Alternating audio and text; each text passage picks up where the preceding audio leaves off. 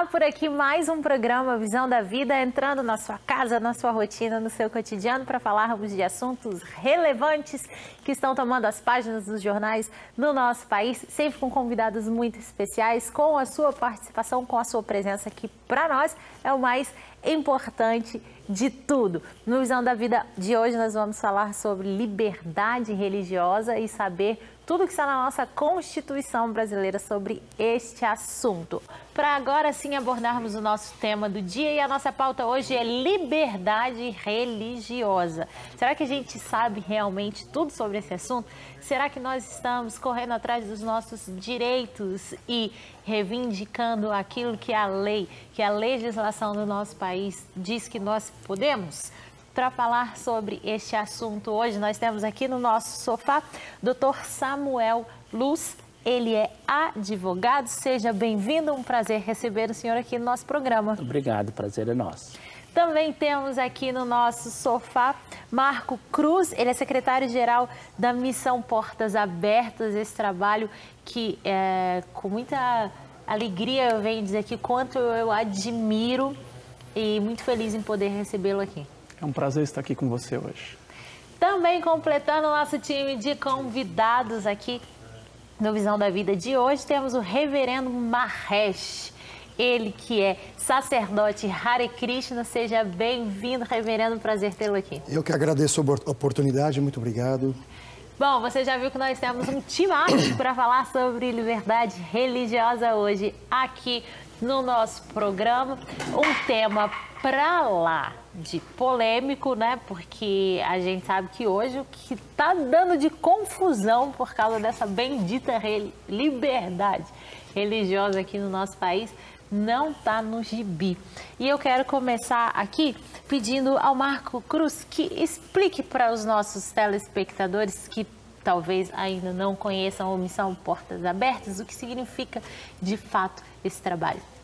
A Portas Abertas, ela trabalha há mais de 60 anos em mais de 60 países, apoiando cristãos que têm essa liberdade de professar a sua fé em Jesus Cristo cerceada.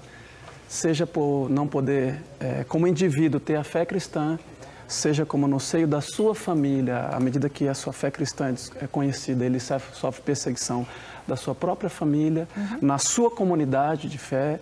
Por ser cristão, ele tem direitos básicos, água, saneamento privados, seja no seio da sua nação, pelo simples fato de ele ser cristão, ele não tem acesso à educação, pode sofrer violência, ele ser preso. E a Portas Abertas apoia esses cristãos no mundo. Primeiro, provendo a palavra de Deus, porque o fundador, um holandês, um jovem, sempre acreditou que quando o cristão ele tem acesso à palavra de Deus, ele é fortalecido porque a palavra ela vive e eficaz. Então, ele foi conhecido como contrabandista de Deus. Então, em vários desses países é proibido você ter a sua própria Bíblia. Então, a Portas Abertas continua provendo material cristão e Bíblias.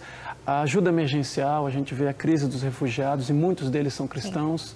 Então, a Portas Abertas atende com cestas básicas, o que for necessário, apoio médico, apoio de advogados e também com treinamentos. Como você ser um pastor e manter a sua comunidade fortalecida em um ambiente de perseguição. E também ações de advocacy e de divulgação da perseguição, porque, pasmem, a maior parte dos brasileiros não sabe que existe perseguição aos cristãos no mundo. Então, Portas Abertas atua dessa maneira. Nós somos um país laico, doutor Samuel, a gente gosta de dizer isso, né? Enche a boca para dizer que nós somos um país laico e por isso temos liberdade religiosa, mas o que a lei define como liberdade religiosa? Na realidade, eu até queria fazer um contraponto aqui para você.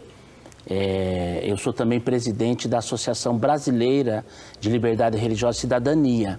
E nessa perspectiva, nós nos baseamos no artigo 5º da Constituição Federal, né? E os incisos 6º e 8º, que fala que ninguém será discriminado em função da sua crença ou por outra situação política ou ideológica, né? Então, a Constituição, no artigo 5º, ela já dá esse norte, né? Mostrando que as pessoas devem ser respeitadas naquilo que creem, sejam cristãos ou não cristãos, porque a liberdade religiosa, ou a liberdade, se não for para todos, não será para ninguém.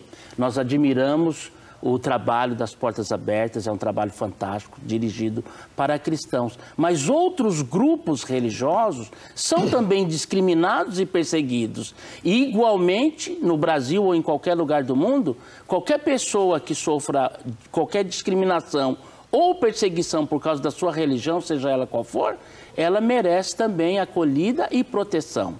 Por quê? Do ponto de vista teológico, entre concepções religiosas diferentes, pode haver um abismo. Mas sobre esse abismo tem que ser construída uma ponte chamada respeito.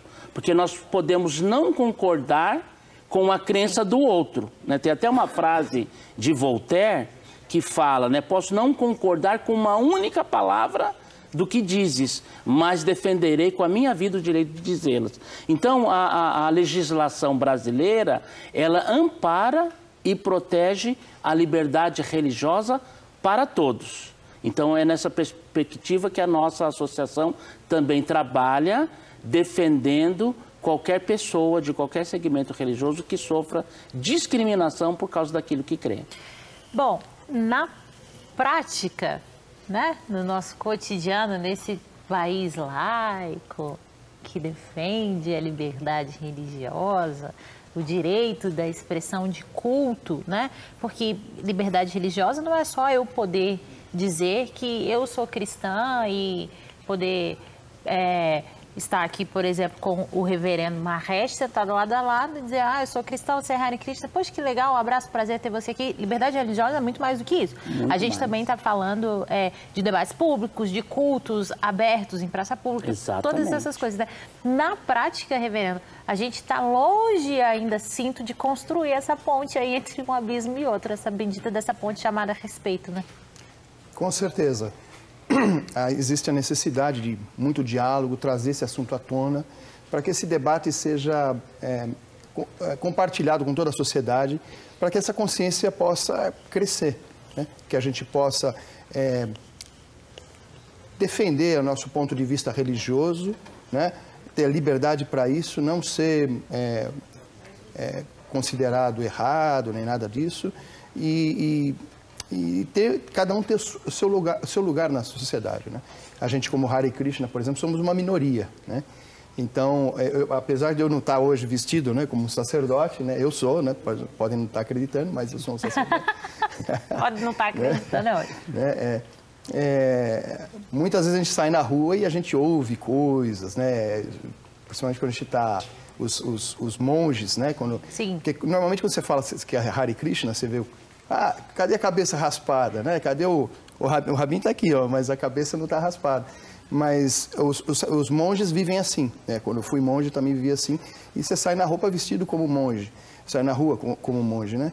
E muitas vezes você é agredido, você é maltratado, né? E você não se sente no mesmo patamar de dignidade do outro, porque você acredita numa ideia de espiritualidade diferente.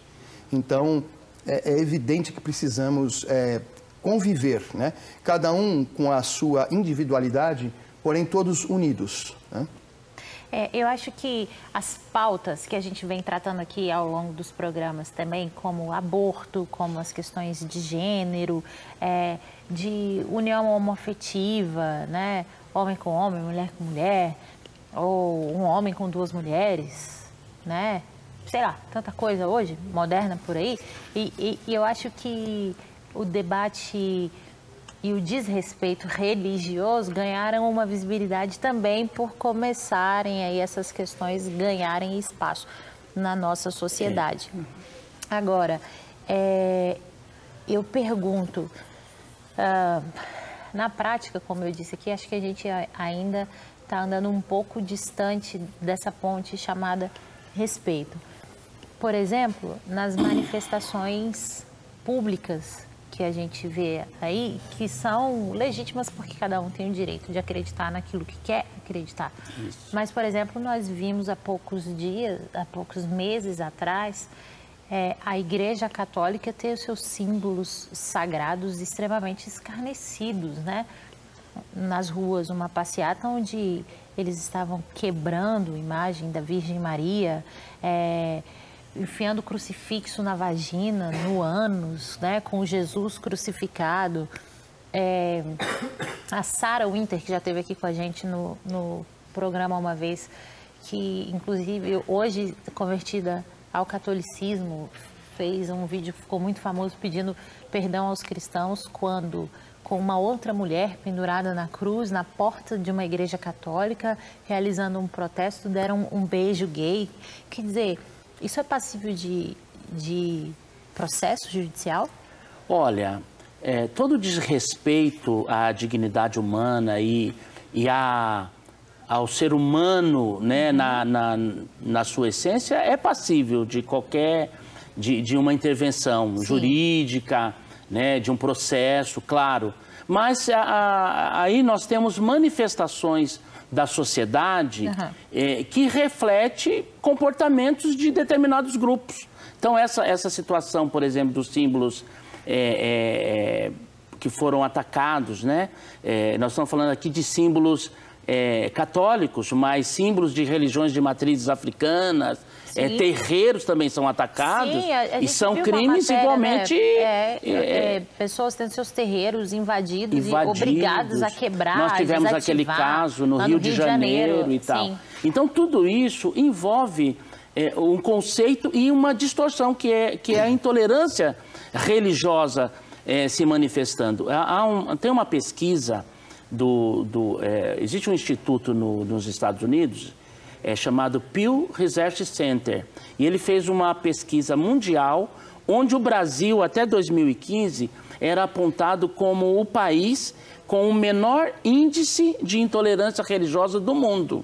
Numa escala de 0 a 10, o Brasil contava 0,4 nessa pontuação, quando Egito e outros países, Coreia do Norte, estava lá 9, chegando a 10.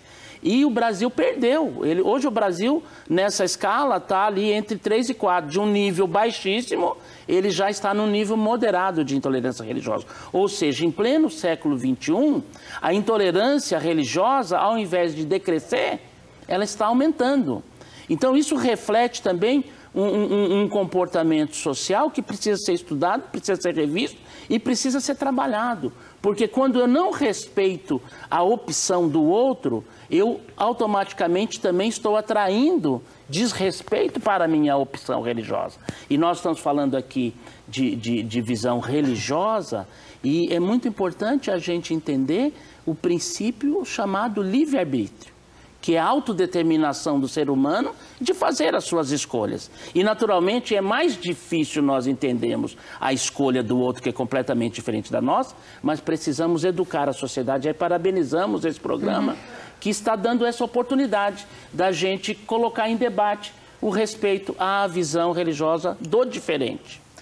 Olha, esse dado, para mim, é assustador, porque a gente regredir em algo em que éramos tão avançados, isso é regresso.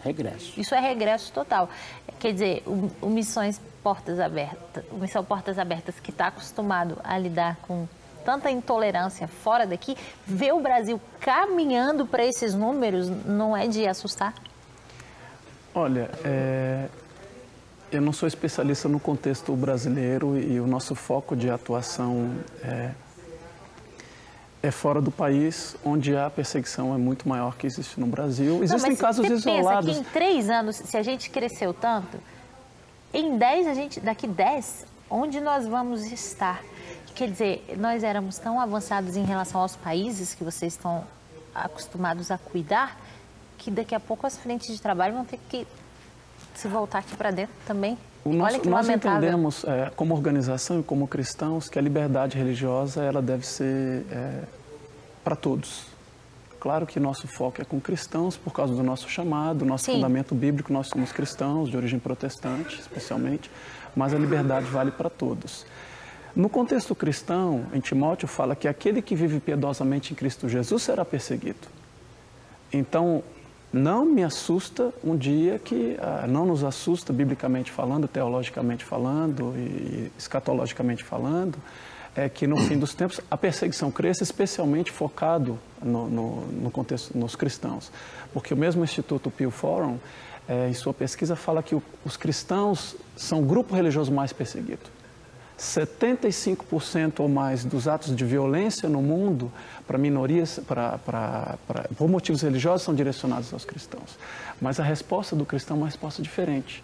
Deixe-me dar um exemplo do Egito, que eu tive a oportunidade de visitar logo depois daqueles incidentes na Praça Tahrir. Muitos muçulmanos extremistas atacaram igrejas em 2013, atacaram casamentos em que muçulmanos radicais chegavam e metralhavam as pessoas. E visitando a igreja no Egito para fortalecê-los, para estar junto com eles, orar com eles e sofrer com eles, eles resolveram virar outra face. Enquanto os muçulmanos radicais, que não são a maioria radicais, metralhavam, eles viraram outra face. Então a igreja recebia os muçulmanos que vinham protestar e dava água potável para eles, recebia nos próprios seios da igreja. E os muçulmanos ficaram desafiados por isso. Falou, peraí, a gente vem metralhar e vem com atos de violência, vocês estão respondendo assim? A resposta à violência é o amor de Jesus. Então, e esse foi o grande testemunho, muitas pessoas se converteram e eles permanecem firmes até hoje, porque a liberdade religiosa é para todos. E a resposta do cristão em meio à violência é virar outra face, a face do amor, como Jesus fez. Então, não me assusta se o índice de perseguição crescer, especialmente para os cristãos, porque é bíblico. A tendência é que haja perseguição. Eu sou cristã protestante, mas eu te confesso que eu fico, não sei se é assustada, mas me dá uma revolta. Meu Deus, que retrocesso. Mas é verdade, se a gente volta para a palavra de Deus e a gente acredita nela, não tem jeito, lá já estava escrito. A luz incomoda as trevas. Então, onde há trevas, a luz, ela resplandece. Agora, então... eu também, como cristã protestante, não vou passar a mão na cabeça aqui do meu povo, não. Claro que não. Nós somos também, muitas vezes, os intolerantes da história, né? Essa bendita dessa face virada aí para oferecer o amor, às vezes a gente tem dificuldade de praticar. E eu posso falar, não quero que ninguém precisa falar comigo, deixa que eu falo mesmo para botar na minha conta a culpa, mas às vezes nós somos essa face intolerante. E um exemplo lindo desse está mais do que provável que é o amor que conquista, né? É o amor que agrega. Agora, nós temos uma outra questão aqui no nosso país, que são as manifestações artísticas, né? Que estão ganhando os jornais, as revistas. E em nome da arte, a gente está vivendo uma era do vale tudo. O Hare Krishna, o católico, o budista, o protestante, o candomblé, se sentiu ofendido com alguma manifestação artística, é de direito ingressar com algum tipo de processo? Olha, não só no âmbito religioso, mas em qualquer âmbito, quem se sente ofendido nos seus direitos pode entrar com uma ação na justiça, naturalmente fundamentada adequadamente na Constituição, nos códigos adequados. Por exemplo, o Código Penal, no seu artigo 208, ele estabelece os crimes contra o sentimento religioso. Sim, né? Tá aqui, ó, escarnecer de alguém publicamente por motivo de crença ou função religiosa, impedir ou perturbar cerimônia ou prática de culto religioso, vilipendiar publicamente ato ou objeto de culto religioso, é passível de pena de detenção de 1 mês a 1 ano ou multa. Vamos supor que a gente está aqui em São Paulo, lá na Bahia ou no sul do país, houve uma manifestação em que usaram objetos ou linguagem ou um livro Hare Krishna e que aqui de São Paulo o reverendo Marrete tomou conhecimento e eu fiquei estou ofendeu Perfeito. A minha religião. Eu posso fazer alguma coisa a essa distância? Pode. O Brasil né? É uma unidade. Então, se você tomou conhecimento pela imprensa ou alguém que o caso aconteceu lá no outro estado, mas você de alguma forma foi acionado aqui, você pode, por instrumentos legítimos, tomar qualquer providência necessária a enfrentar aquela situação do ponto de vista jurídico, né? Então, o Brasil é um todo, é uma federação. Agora, naturalmente que isso precisa ser feito dentro dos procedimentos adequados, né? Pode-se constituir um advogado lá também para tomar frente da situação. Mas pode ser feito. Pode ser feito. Pois não, reverendo. Só complementando o que ele está falando, nós somos do Fórum Interreligioso da Secretaria de Justiça aqui do Estado de São Paulo, e lá nós acolhemos, lá existe a possibilidade de acolher denúncias, né? Aí qualquer pessoa que se sinta ofendida, né, no seu direito religioso, ela pode fazer denúncias, inclusive parece até um telefone, pena que eu não estou com ele de cabeça aqui, mas existe até por telefone essa possibilidade, né? Se olhar no Google aí, tá, de repente dá uma googada, acha, né? E sem dúvida alguma, falando sobre o tema da arte, né? Essa desculpa da arte parece até que é uma desculpa que se usa para atacar as religiões, né? O sentimento ou os religioso. Os valores, atacar, e quando a pessoa porque fala... às vezes não deixa explícito a religião, mas está latente os valores e a gente consegue fazer essa associação. Eu só queria fazer uma pequena provocação aqui, porque no caso, por exemplo, que teve lá do Museu das Obras de Arte lá, haviam hóstias, por exemplo, né? Sim. Você leu aí, vilipêndio de objeto de culto. Sim. Foi um crime aquilo, eu não sei por que ninguém viu. O pessoal ficou discutindo se era arte ou se não era arte, mas ninguém discutiu se era crime ou não. Na verdade, eu não sei, como você, como advogado, se você não enxerga aquilo como um ato explícito de um crime, né? Sim. Está aqui no artigo 28, mas ninguém tocou nesse assunto, eu não vi ninguém falando. Olha, é igual a exposição que teve no Queer Museu, que foi essa exposição que eu falei, em que os ativistas gays introduziam o crucifixo na vagina, no ânus, e um ativista gay e um ativista travestido de Jesus e dizendo isso em alto bom tom, que Jesus era gay e tal. Enfim, Jesus não é propriedade de religião nenhuma. Exato. Né? Até aí, ok, tudo bem. Mas nós tínhamos ali objetos e nós bem sabemos quem são as religiões, quais são as religiões que foram atacados, né? Que seguem Jesus, né? Que tem Jesus como símbolo de representatividade, né? Então eu fiquei de uma revolta, né? E pela Igreja Católica, porque sim. A que ponto nós chegamos? Mas houve uma coisa boa que eu queria destacar, que houve não houve uma ação judicial específica e tal, mas houve um boicote.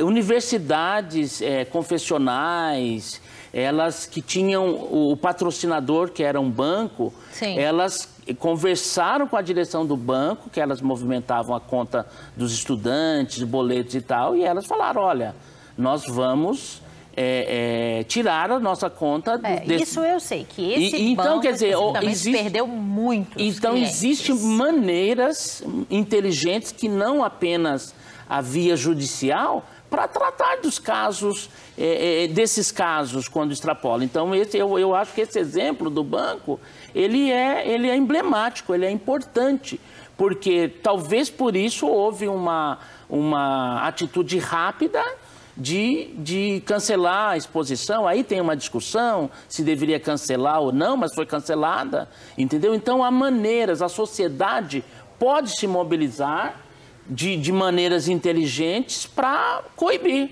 também. E essa foi uma delas. Olha, foi falado aqui das universidades, né?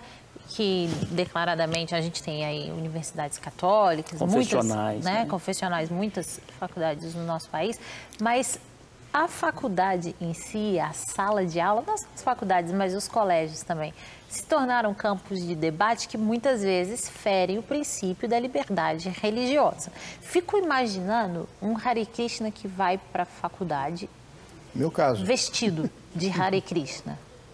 Pois é, eu não fiz isso, né? Não cheguei vestido. Teve um amigo meu que fez isso. No começo houve uma certa intriga com ele, relatava pra gente, mas aí durante o ano ele foi ganhando espaço, porque ele não baixava a guarda, né? Eu sou da área, eu sou biólogo, né? Certo. Fiz biologia molecular e tudo mais. E, de certa forma, a gente até meio que escondia, né? Porque dentro da academia, a biologia, pelo que dizem, é onde tem mais ateus, né? Inclusive, o establishment lá é ateu, por causa da teoria da evolução e coisa e tal. Certo. Então, você até evita um pouco falar que você é religioso, porque senão você pode ser não levado a sério, comprometer a sua imagem de um pesquisador sério, né? Quer dizer, isso é preconceito. Com certeza. Eu inclusive conheci uma cientista, eu não vou falar o nome dela agora aqui. você ser um bom biólogo, você não pode ser cristão. Eu conheci uma cientista, uma senhora, eu não vou dizer o nome dela, mas eu fui fazer um curso no laboratório dela, de genética, e a gente foi almoçar, ela abriu a bolsa e eu vi um negócio que chama um colar de contas e cantar mantra indiano dentro da bolsa. Eu falei, nossa, você... Ela fechou a bolsa e começou a sorrir, sem graça. Eu falei, não, é porque eu sou Hare Krishna. Ah, você é Hare Krishna? Ah, então não conta nada para ninguém. Ela pediu para ninguém ficar sabendo que ela ia para a Índia todo ano, que ela seguia a vertente védica de religião, né? E eu achei aquilo assim, sabe, muito chato, né? A pessoa está num ambiente de trabalho e ter que esconder, sabe, de uma forma até chata, cachapante, assim, né? Ver ela fazer aquilo, né? Para não sofrer... Pois é, porque de acordo com ela, como ela era a cientista-chefe, ela ia comprometer a imagem dela de uma séria... Ia cair no descrédito. Exatamente, um cientista que não é muito levado a sério, um cara não muito... E aí, doutor? Então, a pessoa, ela é vítima de uma sociedade preconceituosa, de uma sociedade intolerante. E aí, eu acho que o grande desafio da liberdade religiosa é mostrar isso, que a liberdade religiosa, ela não defende tese religiosa. Nem A, nem B, nem C. A liberdade religiosa implica no direito, no respeito, na preservação do direito que cada ser humano tem de professar a sua crença de acordo com os ditames da sua consciência. Ou seja, a liberdade religiosa, ela está debaixo de um guarda-chuva maior, que é a liberdade de consciência, que é a capacidade de autodeterminação do ser humano. Veja bem, a pessoa está escondendo que é religiosa para não sofrer um bullying social. Então, a que ponto chega o ser humano? Então, nós poderíamos aqui discorrer sobre as implicações psicológicas da pessoa que sofre intolerância religiosa, seja cristão, que é muito legítimo, a maioria das pessoas perseguidas no mundo são cristãs, mas há outros grupos e há outras situações, por exemplo, tem pessoas que são discriminadas porque a sua religião tem um dia de guarda. Então, queria agradecer um projeto de lei do seu pai, que está tramitando, que já foi aprovado no Senado, e justamente que trata da questão do dia de guarda religioso, que atinge um grupo religioso significativo no Brasil, os judeus e outras pessoas que têm um dia de guarda diferente da maioria e que são também discriminados nas universidades, nos seus locais de trabalho, em muitas situações. Então, o legislativo está tomando pé dessa situação e algumas iniciativas têm sido tomadas também. Por exemplo, eu coordeno um comitê da sociedade civil que participa da Frente Parlamentar Mista do Congresso Nacional, composta por 12 senadores e vários deputados federais, para tratar essa questão da liberdade religiosa. Então, há um movimento da sociedade civil no Brasil, tanto na base, como nas esferas de poder, o Poder Legislativo Federal está tomando essa questão nas mãos também. Isso é muito importante. E precisa, né? Porque a gente precisa voltar para aquela nossa taxinha mais baixinha, gente. Não vamos evoluir com essa taxinha alta, não. Vamos continuar ali no nosso taxinha 0, alguma coisa, por favor, 0,4. A gente vai para um breve intervalo. Volta já, não saia daí. Daqui a pouco a gente volta falando mais sobre liberdade religiosa. Visão da vida.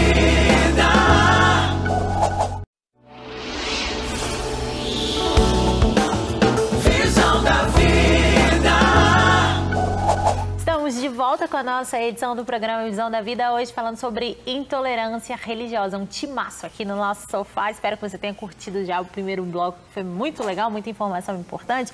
Nós estamos recebendo hoje o Dr. Samuel Luz. Ele é advogado e ele milita nessas causas da intolerância religiosa. Temos aqui o Marco Cruz, que ele é secretário-geral da Missão Portas Abertas, um super trabalho que a gente vai falar agora nesse bloco mais detalhadamente, até para você também saber como você pode participar, como contribuir, e vamos saber um pouco mais como anda o cenário internacional atualmente no que diz respeito à perseguição aos cristãos, que é a frente de trabalho deles. E temos aqui o reverendo Mahesh, que é sacerdote Hare Krishna, que está participando hoje aqui com a gente também, falando para a gente um pouco do tipo de preconceito que eles sofrem de intolerância religiosa, porque não é a religião mais popular, digamos assim, no nosso país, né? Nós não temos, eu não vou arriscar aqui dizer números, mas numa proporção, nós temos bem menos Hare Krishnas aqui do que cristãos, por exemplo, Com né? certeza. Protestantes ou cristãos com certeza. católicos. E aí, por isso, os usos e costumes Hare Krishnas muitas vezes desconhecido da grande maioria da população. E nesse sentido do não conhecer o legado de fé e prática do cotidiano dos Hare Krishnas, em que momento vocês se sentem muito cerceados no direito da liberdade religiosa? Eu acho que uma das coisas principais é a questão, por exemplo, do vegetarianismo, né? Os Hare Krishnas, na verdade, do ponto de vista acadêmico, nós somos hindus, né? O hinduísmo não é uma religião, o hinduísmo é uma coleção de centenas de religiões, né? De várias teologias baseadas nas escrituras sagradas chamadas Vedas, né? E nós, por exemplo, Hare Krishna, somos monoteístas, diferente de outros que não são monoteístas, né? Nós somos ortodoxos e monoteístas. E por isso mesmo nós somos vegetarianos. Então, só que você é um cidadão brasileiro, você tem seus filhos, como é o meu caso, você põe o filho na escola pública e aí você descobre que na escola pública eles dão comida, a comida que é servida lá é toda com carne, eles misturam já a carne na comida e tal, e você fala, bom, mas nós não podemos comer comida com carne, né? E eu posso dar comida para o meu filho comer? Não, não pode. Não é permitido trazer. Aí fica aquela discussão até que você ameaça de entrar na justiça. Aconteceu contigo. Aí acaba... Como é que resolveu? Hã? Aconteceu com você. Aconteceu Como comigo, que a gente resolveu? conseguiu, depois de ameaçar, não, então nós vamos entrar na justiça, porque você vai contra a liberdade religiosa e papapá. Aí, não, então tá bom, então aí os filhos têm que comer escondido num outro lugar, na hora do recreio, né? É uma situação estranha, sendo que não só os Hare Krishna são vegetarianos. Se você pegar, por exemplo, judeus e muçulmanos, eles não são vegetarianos, mas o judeu come a carne kasher e o muçulmano come a carne halal, que é abatido, ou seja, cerimônias religiosas para abater animais. Sim. E se a carne não foi abatida, eles não comem. Então, aquela carne que é servida ali, não é uma carne nem halal nem kasher. Então, o judeu e o muçulmano vão agir como vegetarianos. E não existe a opção nem para o judeu, nem para o muçulmano, nem para o vegano. Hoje em dia, você sabe que veganos estão tomando conta. Grande parte dos Hare Krishna, inclusive, estão todos virando veganos, né?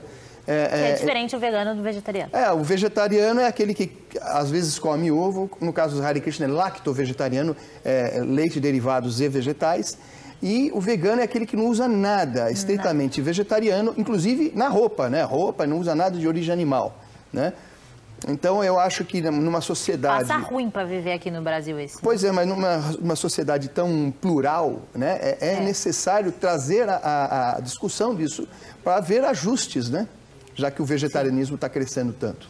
Alguma manifestação de culto muito pontual de vocês em que às vezes vocês sentem dificuldade de exercer? Por exemplo, nós falamos aqui dos cristãos adventistas, né? Não tomam café, não comem carne de porco, guardam o sábado, tem um lance com o pôr do sol, que eu nem vou me atrever a dizer, porque eu não sei exatamente como é. É o caso do sol. Você é adventista? Eu sou adventista também. Oba! Então conta. As pessoas costumam dizer que o adventista guarda o sábado a partir das 6 horas. Isso é um mito. Na realidade, é o pôr do sol, que existe uma rotação natural da Terra e naquele determinado horário entra um novo dia, que a gente chama de pôr do sol. Então, tomando o relato bíblico da criação, fala assim, né? Foi tarde e manhã o primeiro dia.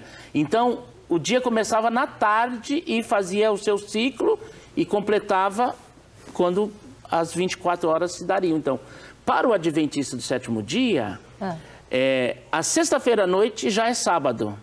E para o adventista do sétimo dia, o sábado à noite já é domingo. Portanto, muita gente confunde, mas ele é adventista, ele está no sábado fazendo isso e aquilo que teoricamente não poderia pela religião. É porque passou o pôr do sol, ou seja, já completou aquele ciclo de 24. Passou o pôr do sol, já é domingo. Já é domingo. Então, o que marca o início do dia é justamente o ocaso do sol, que nós conhecemos como pôr do sol. Então, aí o adventista tem essa dificuldade aí. O Hare Krishna tem essa facilidade que não tem nenhuma data que tenha que guardar, assim, da semana, né? Certo. Nós temos, claro, como toda religião, datas comemorativas do nascimento de Krishna, do nascimento de Chaitanya Mahaprabhu, que são as datas principais. E, por exemplo, no caso de a gente fazer um calendário, né, de comemorações para respeitar as datas, há uma dificuldade porque as religiões antigas, por exemplo, a nossa religião, as escrituras têm mais de 5.000 anos, né? Sim. Em torno de 5.000 anos, coisas antigas. São calendários lunares. Então, cada ano sai num dia diferente. Você tem também a dificuldade de fazer um calendário municipal, ou estadual, ou federal, que contemple, porque todo ano você tem que alterar. Mas até aí, os judeus também usam um calendário também, os muçulmanos também um calendário lunar, né? Que não é justo. É uma dificuldade, é uma coisa que a gente tem que aprender a conviver. O hinduísmo, né? Ele é o terceiro maior grupo religioso do planeta. Ele fica atrás apenas do cristianismo e do islamismo. Está na frente do budismo, do judaísmo e todas as outras. É que aqui no Brasil a gente é muito inexpressivo ainda. Olha, e essa coisa do ainda é legal de ser dita porque estamos trabalhando para sermos mais, né? Assim como toda religião tem por si a sua obrigação de atrair fiéis. O proselitismo. O que fica feio é quando começa a valer tudo nesse cabo de guerra, né? Não vai para lá porque do lado de lá é isso e aquilo. A demonização do outro. Não vem para cá, né? Porque aqui você tem que pagar o dízimo. É aí que nasce a intolerância, né? A partir dessa dificuldade que a gente tem de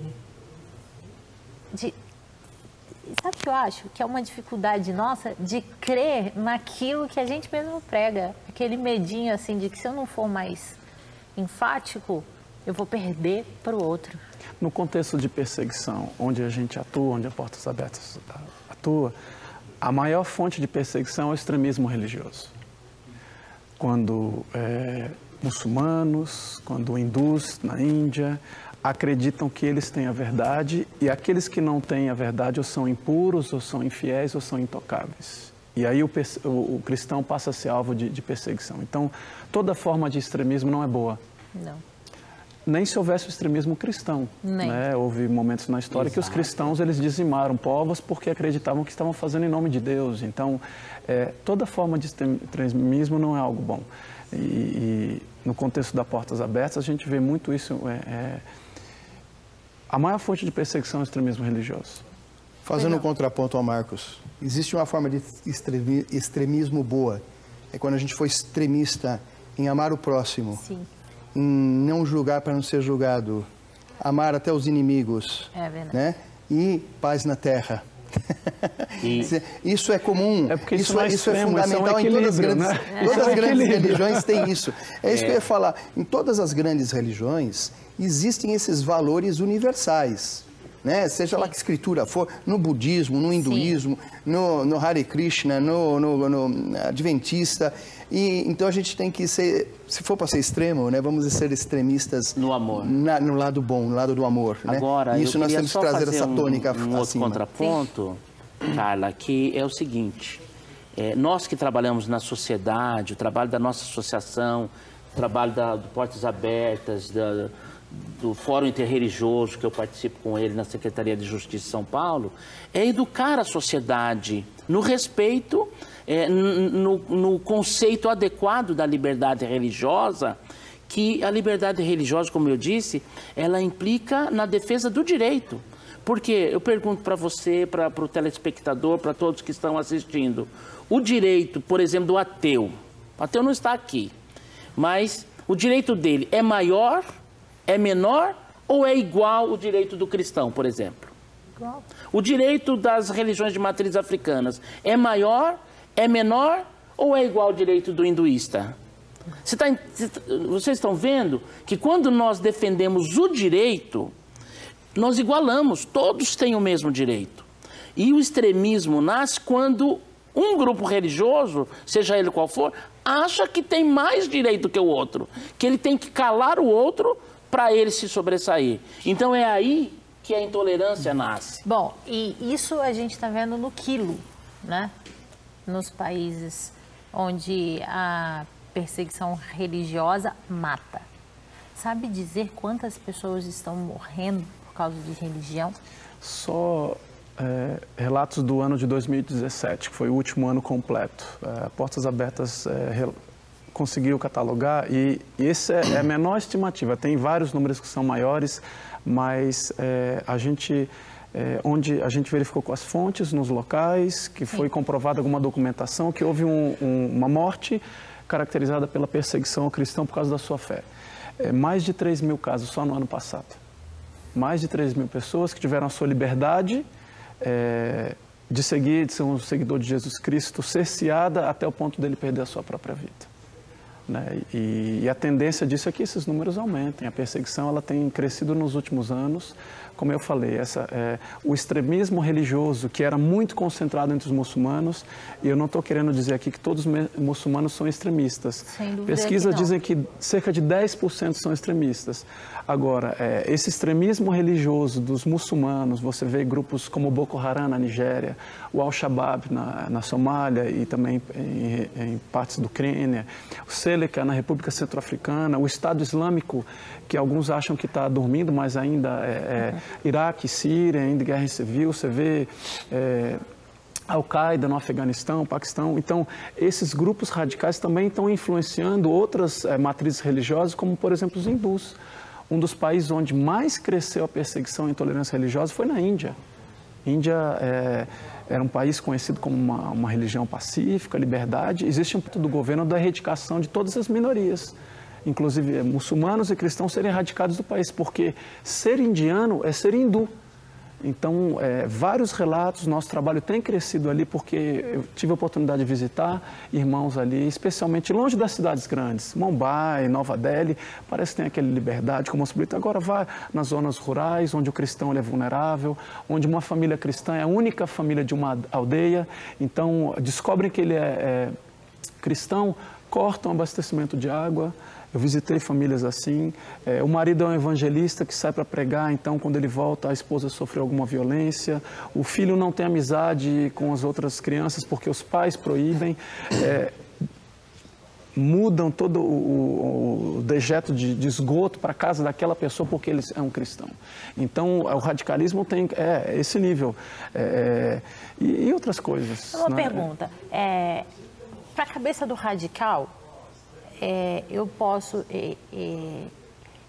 eu sou indiano, ok? Mas eu não quero ser hindu. Eu convivo bem com cristão. Eu também não presto? você tem uma tradição hindu, mesmo que você não professe a fé, as suas práticas religiosas estão alinhadas, vestimentas. O cristão tem hábitos e costumes diferentes, adora Jesus, então isso é fora do... E outra coisa, né? Por causa do testemunho muito do Ocidente, muitos no Oriente acreditam que o cristianismo é uma religião do Ocidente.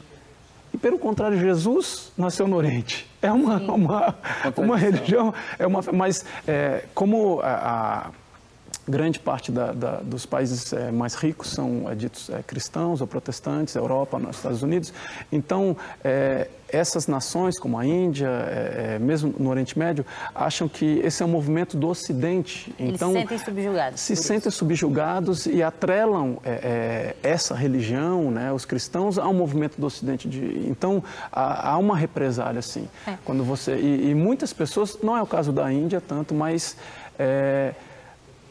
como essa bióloga, eu vi muitos cristãos, é comum no Oriente Médio, na Ásia, em países mais radicais, você ser um cristão secreto.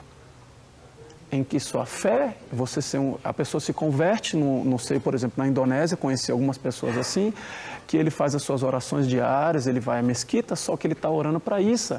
Só que a família não sabe, os amigos não sabem, a comunidade não sabe, porque uma vez descobertos, aquela família passa a ser uma família contaminada e aquele muçulmano convertido ao cristianismo, se torna um seguidor de Jesus Cristo, ele passa a ser um infiel. Então a família tem algumas ações para fazer, ou expulsa do seio, ou tira a sua própria vida, ou reconverte ao Islã, para que aquela família não seja, que ela seja purificada. Então, na Indonésia, outros casos, assim, coisas que são muito práticas e que você fica assustado. Na Indonésia, visitei irmãos ali em Sumatra, e você tem no registro de nascimento a fé cristã, né, cristão. E por você ser um cristão e você tem um ente querido que faleceu, você não pode enterrar o seu ente querido. Imagina você estar no momento de luto, aquele corpo de alguém falecido, porque é cristão, você não tem um lugar para enterrar os seus mortos. Porque você é um cristão e se um cristão for enterrado ali, vai contaminar o solo. Entrevista de emprego, ele falou, olha, eu já fiz várias entrevistas de emprego, sou qualificado, quando chega no final ele vai saber, cristão, eu não sou contratado. Acesso à escola, acesso a vestibular, então entra na questão do radicalismo, da violência, mas entra na simples subsistência. Então muitos cristãos têm emprego de segunda classe, vão fazer trabalho que os outros não querem, porque eles são, há um preconceito à própria sociedade, né? Então você não tem a liberdade para exercer a sua fé individualmente. Eu não posso ser o cristão, então tem que ficar secreto. Quando essa minha fé exercita no seio da minha família me persegue porque a família toda fica contaminada. Então, quando minha família não me persegue, a própria comunidade me cerceia de acesso à água, saneamento básico, escola, eu enterrar os meus entes queridos. Então, é todo um sistema. Imagina o peso que um cristão vive numa situação assim. E tem uma situação, Carla, que em muitos desses países existe uma lei chamada lei de blasfêmia, onde a pessoa que professar a outra religião, ela vai ser perseguida pelo Estado. Então, o Estado, como no Brasil aqui, ao contrário do Brasil, né? O Brasil, como um Estado laico, ele não pode ter uma religião oficial, mas ele tem o dever de proteger a prática das religiões, todas elas. E nesses países não, nesses países pelo contrário. Leis anticonversão. Na Índia agora, como eu falei, o radicalismo, a gente está até numa campanha global da Portas Abertas, trazendo o tema à tona, porque não está na mídia. Índia, paz e amor, mas a perseguição tem crescido muito lá, por causa dos radicais, esses movimentos. Há leis anticonversão. Então, se a comunidade hindu acusa um evangelista de estar forçando a conversão, ele é culpado até provem o contrário. Então, a gente está tendo que entrar com advogados para tirar da prisão, colaboradores da Portas Abertas foram presos, cristãos, adolescentes, grupos de adolescentes indo fazer e eu não posso mencionar nomes e a região, por questão de segurança, mas grupos de adolescentes vão fazer um encontro cristão, onde vão crianças da comunidade, foram acusados pela lei anticonversão e foram presos. Jovens de 17, 16 anos presos porque foram acusados de conversão forçada. Então, onde a sua liberdade básica está sendo cerceada. Isso tem acontecido também entre budistas no Mianmar, em outros países como Laos. Então, esse radicalismo ele tem se espalhado e o exemplo dos muçulmanos está se espalhando para outras religiões. E qual a resposta do cristão nesse sentido? Qual a resposta do cristão brasileiro em relação a essa situação? Ficar acostumado a falar, não, é bíblico, defender os direitos dos nossos irmãos. Então a gente precisa falar. Por isso que a Apóstola Beth está aqui falando abertamente no Brasil. Não há liberdade para o cristão, especialmente nas aldeias, nos locais remotos, na Índia, para exercer a sua fé. Embora a mídia fale da yoga, paz e amor, os cristãos estão sendo perseguidos, presos e muitas vezes mortos ali. Então, divulgar a causa, as pessoas precisam orar por esses irmãos. A melhor resposta é a oração. A oração chega onde a gente não pode chegar. Talvez alguns de nós aqui nunca vai para a Índia, mas o nosso clamor vai chegar e vai fortalecer aqueles irmãos. E participar através de projetos de fortalecimento, de treinamento desses irmãos. Onde que os nossos telespectadores podem conhecer mais do trabalho de Portas Abertas? Olha, acesse o nosso site. A gente tem um site, se você googar lá, você digita Portas Abertas, você vai encontrar, ou então www.portasabertas.org.br, como se envolver. Orar, doar, tem a nossa revista, não sei se eu posso mostrar aqui a nossa revista mensal. Por favor. Então a gente tem a revista, você pode receber a revista, porque talvez você ouça esse telespectador hoje aqui e você vai se esquecer do cristão. Então a revista é um canal de comunicação mensal, onde você vai poder conhecer relatos desses cristãos, orar e agir em favor deles também. Deixa eu mostrar aqui a revista para as nossas câmeras. E as pessoas podem ser assinantes dessa revista? As pessoas podem ser assinantes da revista, está ali no banner principal e também no nosso site. Você pode receber essa revista mensal e conhecer um pouco mais da Igreja Perseguida e como você pode ali agir além da oração. Muito bom. Uma coisa muito interessante que foi falada aqui é a questão do emprego. E aí, vê lá, Christian, o emprego já deu ruim, já vai perder a vaga de emprego e vai fazer um outro serviço que alguém da religião matriz naquele país não faria. Já teve essa experiência aqui no Brasil? Eu tenho um conhecido meu, eu tenho um conhecido meu que trabalha em televisão, né?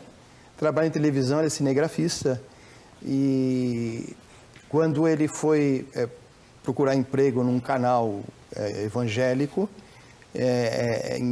o amigo falou assim, olha, mas diga que você é evangélico.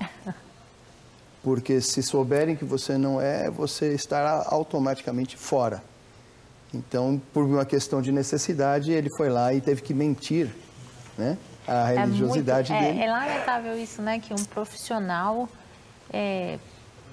seja medido pela Mas sua é religião. contra a lei. Aqui no Brasil, a pessoa ter que declarar outra religião ou negar a religião para... isso é uma discriminação, certo? E a pessoa pode até entrar com uma questão na justiça, uma ação trabalhista, porque foi discriminado. Cristão secreto, né? A liberdade é para todos, não só para os cristãos. Cara, mas eu gostaria de falar também o outro lado, né? Sim. Que são iniciativas para você quebrar essa mentalidade. A gente aqui em São Paulo, nós fundamos uma banda musical, a primeira banda musical do mundo, interreligiosa, que ela é de sacerdotes religiosos de várias religiões diferentes. A banda se chama Sou da Paz, né? E o que acontece? Ali você tem um sacerdote Hare Krishna cantando ao lado de um rabino, cantando ao lado do pastor da Assembleia de Deus, cantando ao lado do pai de santo, né? Todos juntos. O mestre budista também canta. Tocando, você tem o bispo anglicano, você tem o católico, o budista tibetano. Gente, essa banda tinha que estar aqui hoje. Essa banda tinha que estar aqui hoje. E Pois não é. é ecumenismo, é um trabalho de respeito, de convivência. E nós entre não os somos diferentes. sincréticos nem ecumênicos, nós somos cada um no seu quadrado, aquilo que eu falei, cada um com a sua individualidade, porém todos unidos, trabalhando juntos. Né? E tem sido uma experiência maravilhosa caminhar ao lado do pastor, ao lado do rabino. A gente frequenta um a casa do outro, nos transformamos amigos de verdade. Né? E essa mensagem a gente está levando para muitos lugares aí, fazendo shows e coisa e tal. Que legal, porque assim, a gente precisa também dizer isso e concordar que em muitos pontos defendemos as mesmas questões. Princípios e valores. Né? Em muitos pontos os princípios e valores conversam entre si. Nós temos lá na Câmara dos Deputados, no Senado Federal, por exemplo, as comissões mistas, né? Que formada por parlamentares que professam uma fé diferente, religião diferente, mas que em alguns pontos concordam entre si. E isso precisa, gente, por favor, isso precisa ser respeitado, né? Eu faço até um contraponto aqui. Por exemplo, alguém deixa de amar o seu ente querido porque, de repente, ele era da sua religião e ele se tornou da outra, se converteu a uma religião diferente. Nós pelas nossas convicções, vamos orar e desejar que ele reflita, porque talvez, na nossa compreensão, ele está indo por um caminho que não é o melhor que a gente espera. Mas nós deixamos de amar enquanto ele está na nossa convivência, está conosco. Então, na vida em sociedade, essa questão do respeito é muito importante. E de aceitar que o outro... Porque, assim, o grande desafio é nós aceitarmos e respeitarmos as pessoas, por mais... no manual da Igreja Adventista, que fala da liberdade religiosa, existe uma frase que nós defendemos a liberdade religiosa para todos, inclusive daquelas pessoas de quem possamos discordar. Então, eu não sou cristão. Eu sou cristão, mas eu respeito o direito do outro. Então, eu acho que o principal conceito quando nós falamos de liberdade religiosa é aceitar a escolha do outro. Seja um familiar, seja um amigo da faculdade, e fazer com que isso seja algo que você compartilhe o tempo todo, né? Não significa que eu não vou pregar as minhas convicções. Vou pregar, mas da maneira respeitosa e aceitando a escolha do outro. No contexto da perseguição, fazendo um contraponto também, ampliando um pouco a abordagem, talvez, esse é um dos principais dilemas de um cristão secreto. Quando ele compartilha a sua fé no seio da sua própria família. E a expectativa nossa, na nossa cultura brasileira, é que se um ente querido, você não vai deixá-lo de amar. Mas muitos diálogos, eu convivi com uma cristã, e o nome fictício dela é Mais Um, no Oriente Médio, a gente se encontrou, e ela se converteu. Ela é de origem muçulmana e ela se converteu.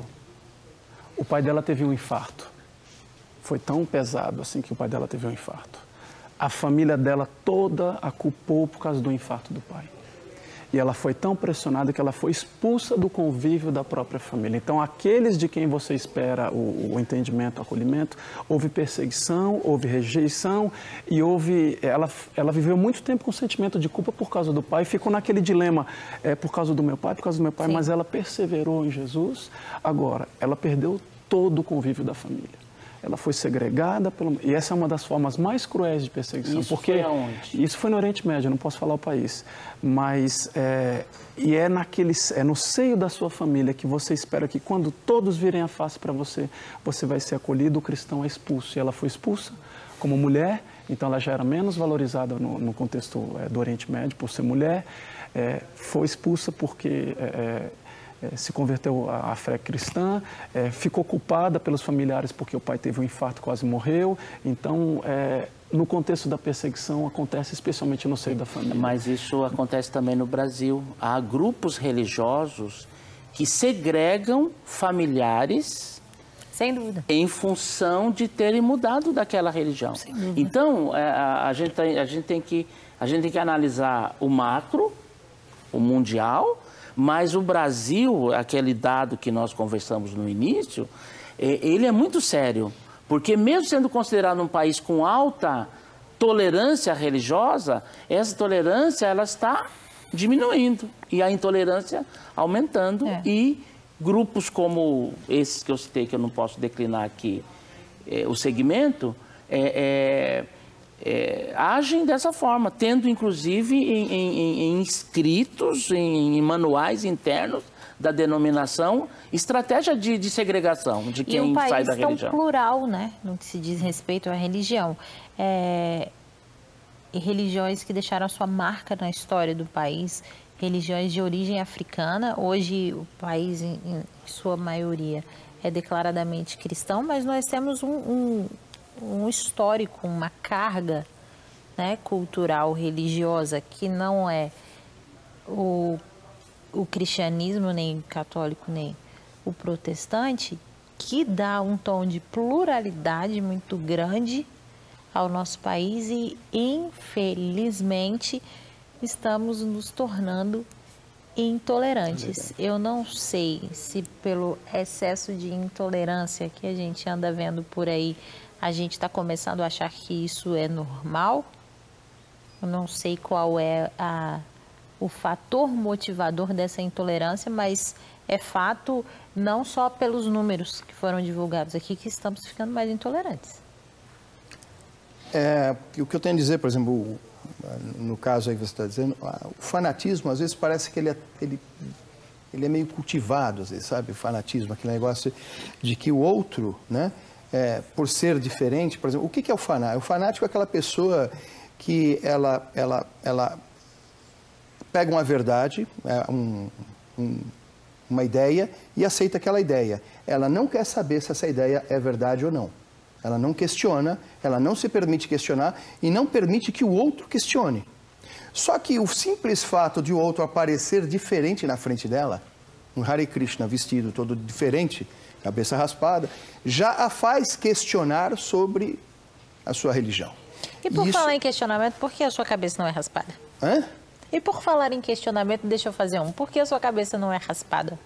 Porque eu não sou monge, eu não vivo no templo, eu sou sacerdote, né, já vivi no templo, é como se fosse um seminário. O templo é como se fosse um seminário? Sim, um seminário. Tá. Você pode viver no templo lá e depois você vai ser pai de família, mas a sua vida religiosa não muda. Sim. Né, não muda. Sim. Né? Então eu fui galgando, depois me tornei sacerdote, não há a obrigatoriedade de ficar morando no templo.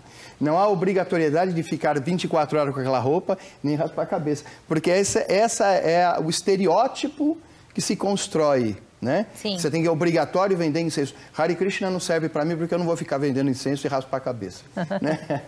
Não é isso. Mas como eu estava dizendo, só você aparecer diferente na frente do outro, ele começa indiretamente a querer se questionar e ele não admite isso e ele prefere, em vez de se questionar, destruir você, fazer com que você suma, né? E isso é uma questão psicológica, né? Isso deve ser trabalhado, isso tem que ser trazido à tona.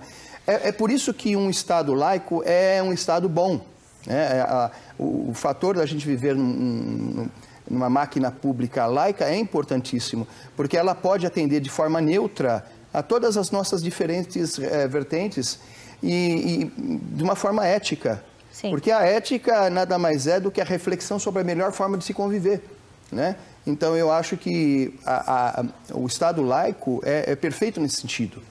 Você colocar como uma religião oficial, você vai causar problemas, como a gente tem visto nos países onde existe religião oficial, as minorias elas são perseguidas, acabam sofrendo violência.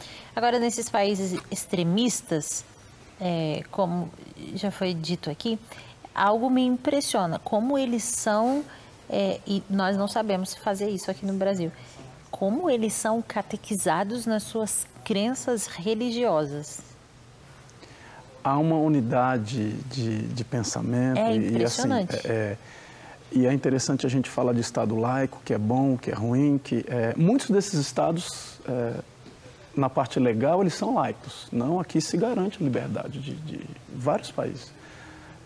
Não vou listar agora, não sou especialista no direito, mas muitos garantem a liberdade de religião, você pode professar a sua fé, mas na prática, como há uma religião majoritária e aquele é o status quo, aquele é o jeitão de ser, todos que são diferentes dessa religião, e não é só uma questão psicológica, a gente como cristão crê na questão espiritual, a questão, né, de trevas e luz, eu não vou entrar nisso aqui, nesse caminho, mas o sistema é da religião majoritária, embora as leis me permitam seguir qualquer caminho confessional, qualquer fé, o sistema não me permite que eu faça isso.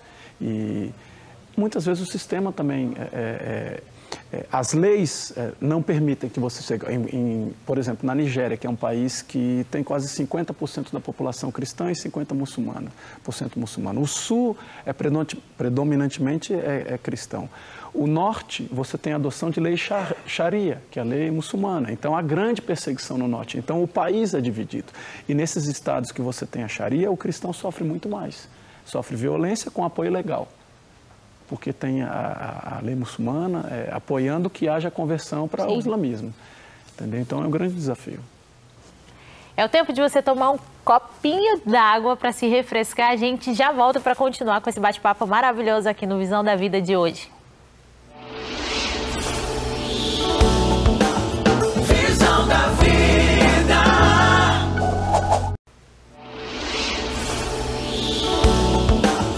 Visão da Vida. Olha, desafio esse que percebo que não só nós, os cristãos, mas outras religiões, talvez um pouco menores aqui no nosso país, estão enfrentando também. As manifestações públicas de culto estão ficando cada vez mais complexas, cada vez mais cerceadas, cada vez mais parecendo ser intolerância religiosa. Há um discurso controverso, né, de que se você vai para uma manifestação pública da sua fé no meio da rua, você está agredindo a liberdade do outro. E aí começa esse discurso da intolerância, uma vez que... Mas se tem uma manifestação pública de outro grupo, é aceito socialmente. Então há um... Exatamente. Há um grande risco da fé majoritária, da religião majoritária, segregar as outras. Né? Então, a liberdade de professar a sua fé é para todos. Deus nos deu a escolha, o livre-arbítrio, a gente pode chamar assim da gente professar a nossa fé, embora a gente creia que a gente tem a verdade, que Jesus é o caminho, a verdade e a vida. Todo mundo crê, né, que tem a verdade. A Bíblia é a única expressão da palavra de Deus, é a palavra de Deus viva, com todo respeito à sua fé, mas é o que a gente crê. Sendo a religião majoritária, há um risco de segregação e de preconceito em relação àqueles que são diferentes, o que é totalmente equivocado.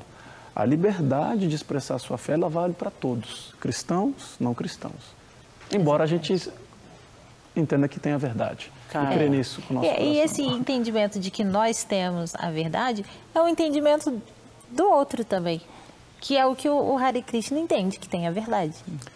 E aí, quem é que vai colocar isso na balança e dizer você está errado? Aí não é na entra o força. respeito. Não é na força, é o respeito e a gente acredita na atuação do Espírito Santo. Nós temos que aceitar que o outro tem a verdade dele, você tem a sua, e cada um acredita que a sua é a verdade. Cara, eu posso dar um dado aqui importante para, antes de finalizar? Tem uma coisa muito boa a se falar sobre a liberdade religiosa. Que nos países onde há plena ou há grande liberdade religiosa, o desenvolvimento econômico, eu trouxe até esse livro aqui para te mostrar, para trazer, ele é maior. Então, nos países onde há restrição à liberdade religiosa, há também menor desenvolvimento econômico. Então, a gente vê que a liberdade religiosa, ela acaba exercendo uma função social importantíssima, porque ela vai proporcionar melhores condições de vida, de trabalho, de emprego, porque onde há tolerância, onde há aceitação. E uma coisa importante também para se falar do ponto de vista psicológico. Nas empresas onde as pessoas têm a sua peculiaridade religiosa aceita e respeitada, acomodada, os funcionários têm maior produtividade. É como assim, às vezes a pessoa aceita de maneira mais suave uma agressão, como que eu diria, uma ofensa a um familiar, mas ele não aceita a ofensa ao seu culto, ao seu símbolo religioso, porque isso é um valor muito elevado. Então, quando há uma acomodação nas empresas, nas sociedades onde a liberdade religiosa é maior, há esse desenvolvimento, isso é muito importante de ser destacado, que a liberdade religiosa é boa para o desenvolvimento econômico e social. Bom, prova disso é o que a gente aqui, de forma muito distante, acompanha nos países onde a perseguição religiosa mais contundente, né? Muitos desses países, eu não posso afirmar de maneira categórica, porque a China é um país que tem se desenvolvido e tem o cerceamento da sua liberdade religiosa muito grande, então a segunda potência no mundo. Então, eu não consigo... de forma... na ratificar. China é um caso... então, assim, eu não conheço o estudo que ele está falando, mas de maneira geral, onde você tem liberdade, nos países, pelo menos do Ocidente, você vê algum desenvolvimento econômico. Né? Mas na China, nesse caso, especificamente, eu não consigo... A China é a exceção. E a China, inclusive, as organizações religiosas mantidas por outros países, elas não podem se constituir formalmente, juridicamente lá. Então, se uma denominação quer fazer um trabalho na China, ela tem que constituir uma estrutura só na China. Ela não pode se comunicar formalmente, legalmente, com a estrutura internacional daquela denominação. Que loucura! Olha só, quero falar uma coisa para você que está aí em casa, observando que rolou umas mudancinhas aqui no nosso cenário, tem umas novidadezinhas, uns negocinhos, vai ficar melhor ainda. É só o começo, a gente está caminhando para melhorar aqui o nosso cenário, para ficar mais bonitinho, mais fofinho para você. Daqui para os próximos programas você vai acompanhar mais mudanças. Eu quero mandar um beijo, que não mandei beijo ainda hoje, para toda a equipe do Prazeres da Carne, essa churrascaria maravilhosa, porque a gente come carne, viu, reverendo? Sem problema, né? Mas respeita, né? Mas olha, posso te falar? É um buffet de salada também maravilhoso. E vale a pena ir lá. É só com esse nome, né? Prazeres da Carne, mas tem muita coisa. Tem comida boa lá também. Sem ser carne, que a carne é maravilhosa. Então, um beijo para essa equipe maravilhosa que está sempre com a gente em parceria. Um beijo para o seu Baltazar, querido.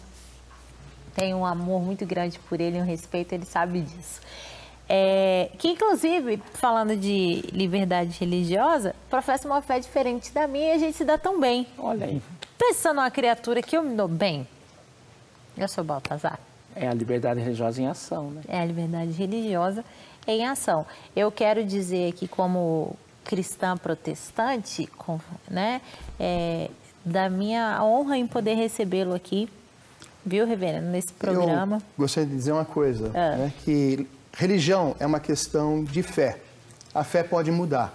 Hoje eu sou Hare Krishna, eu posso virar cristão, eu posso virar ateu. E não fala isso que a gente já fica tudo feliz aqui. Mas uma coisa que não muda, uma coisa que todos nós, antes de sermos qualquer religião, nós somos humanos. E nós precisamos nos respeitar enquanto seres humanos. O irmão André, fundador da Portas Abertas, você fala, pegando o gancho aqui, o radicalismo muçulmano é a maior fonte de perseguição dos cristãos. Mas tem Islã, que é em inglês, os muçulmanos, I sincerely love all Muslims. Essa deve ser a nossa resposta. Eu amo sinceramente todos os muçulmanos. Então a nossa resposta, a violência deve ser o amor. E se a gente se respeitar, que inclui o respeito. Eu concordo. Né? Respeito a todas as fés, a liberdade de todos. Muito bom. Vou dar presentinho para os meus convidados. Hoje tem bolsinha da Pão, que tem de delícia aqui dentro, viu, Dudu? Muito obrigada. Não está no gibi. Obrigada pela presença aqui com a gente hoje. Olha, muito obrigado. Para você levar, saborear na sua casa com os seus. Obrigado. Eu não sei, chocolate, como é que é? Como é que é? Como é que funciona? Chocolate? Pode? Não pode? Depois eu vejo o que tem aqui. Depois resolve, né? Depois que abrir a sacolinha, resolve. Eu agradeço muito a oportunidade. Obrigada. Muito obrigada Eu mais tenho uma um vez. presentinho para você Oba! também. Tem presente para mim também. Aqui nós temos um presente também da Portas Abertas para você. Um kit conhecer do pouco Missão mais. Portas Abertas, tem livro, tem camiseta, tem aquela revista linda que a gente já mandou. O site do Missão Portas Abertas está aí para vocês. Olha, portasabertas.org.br. Visite, conheça, saiba como você pode fazer parte, como você pode ajudar. A gente vai ficando por aqui com essa edição. Podem ficar à vontade, podem se assentar. A gente vai ficando por aqui com essa edição do programa Visão da Vida. Obrigada pela sua audiência, pelo seu carinho, pela sua paciência, por você sempre estar com a gente aqui. E até a próxima!